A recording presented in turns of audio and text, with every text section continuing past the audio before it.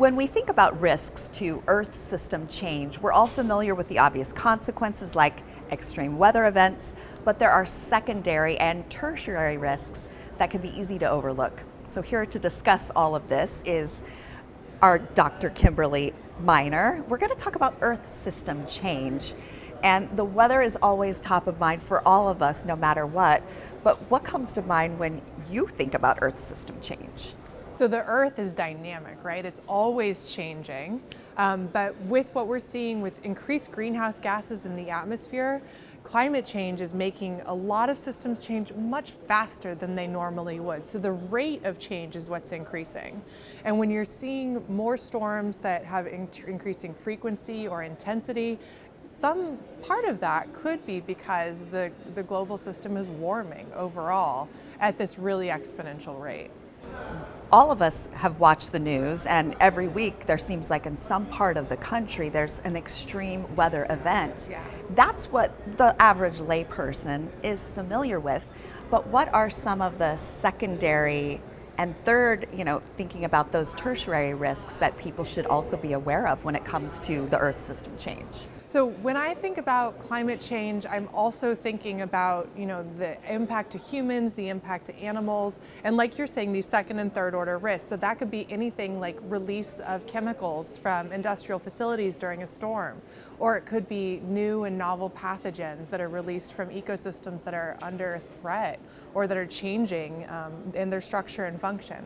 So there's a lot of different ways that when we shift a whole huge system like the Earth system, that small perturbations can lead to bigger risks.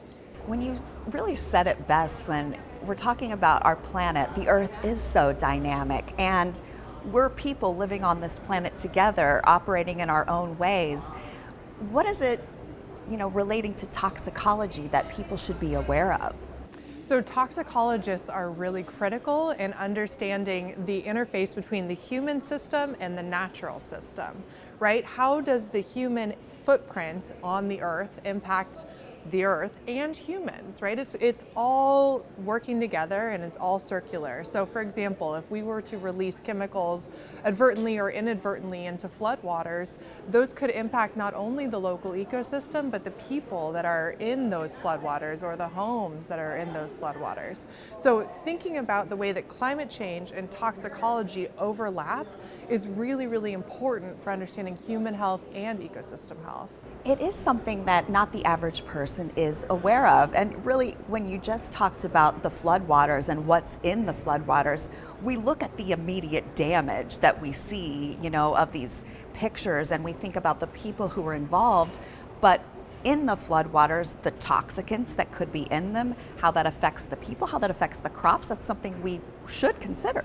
Totally. So, the first order risk would be the storm and the immediate damage from the storm. But then in your great example, the impact on humans would be a second order risk. And then the impact on crops, for example, like you said, or the soils that produce our food, that's a third order risk. So as we start to follow the pathway, we're seeing how even small perturbations in the system can really have knock-on effects that have a long footprint and long legacy. Wow. Dr. Kimberley Miner, thank you so much for sharing this important information. We all need to be aware of it because this is our planet and we need to do our part to understand what's going on. Absolutely. Thanks so much.